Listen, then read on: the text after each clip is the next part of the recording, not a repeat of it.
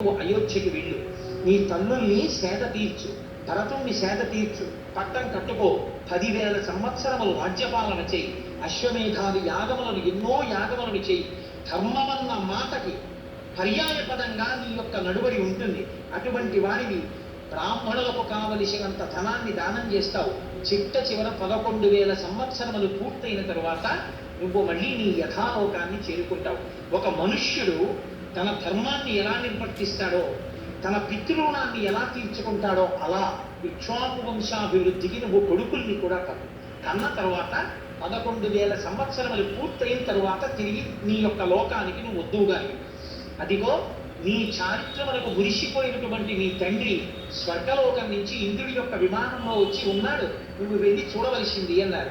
ఏషరాజా విమానస్థః పితా దశరథస్తవ కాకుత్సానుషే లోకే గురుస్తవ మహాయశాః ఇంద్రలోకం గతః శ్రీమాన్ తయా పుత్రేణ తారితః లక్ష్మణేన సహ భ్రాత్రా త్వమేనం అభివాదయ మహాదేవ వచశ్రుత్వా కాకుత్సః సహ లక్ష్మణః విమానశిఖరస్తస్య ప్రణామం అకరోత్ పితుః. ఆయన వెంటనే ఆ విమానంలో కూర్చుని ఉన్నటువంటి దశరథ మహారాజు గారికి లక్ష్మణ సహితుడై సీతమ్మతో కలిసి నమస్కరించారు.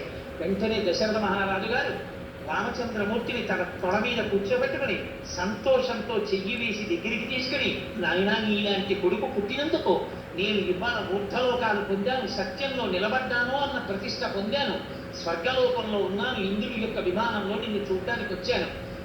నేను నీకు పట్టాభిషేకం చేసి రాజ్యం ఇవ్వాలనుకున్నాను, కానీ పట్టాభిషేకం భగ్నమైపోయిందని బెంగ పెట్టుకుని 14 ఏళ్ళు నిన్ను చూడకుండా ఉండలేను అని ప్రాణం వదిలిపెట్టాను.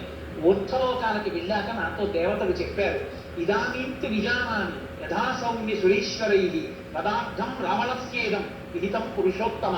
రావణ వధ కొరకే పట్టాభిషేకాన్ని భగ్నం చేయడానికి దేవతలు ఆ మందరిని ప్రయోగించారు. కాబట్టి నాయన రామ, నువ్వు వెళ్ళి చక్కగా పట్టాభిషేకం చేసుకుని రాజ్య పరిపాలన చేయి, నీ తల్లులు ఓడనిల్లుతారు అన్న తర్వాత రామచంద్రమూర్తి దశరథ మహారాజు గారిని ఒక వరం అడిగాడు. కురుప్రసాదం ధర్మజ్ఞ కైకేయ్యా భరతస్య సపుత్రాత్వాం త్యజానీతి యదుక్తా కైకేయీత్వయా నక్షశాఖం కైకేయీం ఘోరః సపుత్రాం న స్పృశేత్ ప్రభో. నీవు ఒకనొకప్పుడు నాకు రాజ్యం ఇవ్వకుండా కైకేయి అడ్డుపడిందన్న ఆగ్రహావేశంలో ఒక మాటన్న ఒక శాపవాక్కుని విడిచిపెట్టావు. ఈనాటి నుంచి కైకమ్మ కానీ భరతుడు కానీ నాకు భార్య కుమారులు కాకుండా పోతారు. ఆ శాపవాక్కుని ఉపసంహారించి, కైకమ్మ నీకు భార్యయే నాకు తల్లియే, భరతుడు నీకు కుమారుడే నాకు తమ్ముడే, తండ్రి అది అనుగ్రహించమన్నారు. అది రాముడి ధర్మం అంటే. దశరథ మహారాజు గారు సంతోషించి ఎంతో ఆనందించి తప్పకుండా అలాగేనన్నారు. సీతమ్మ వంక తిరిగి, అమ్మా నీ వంటి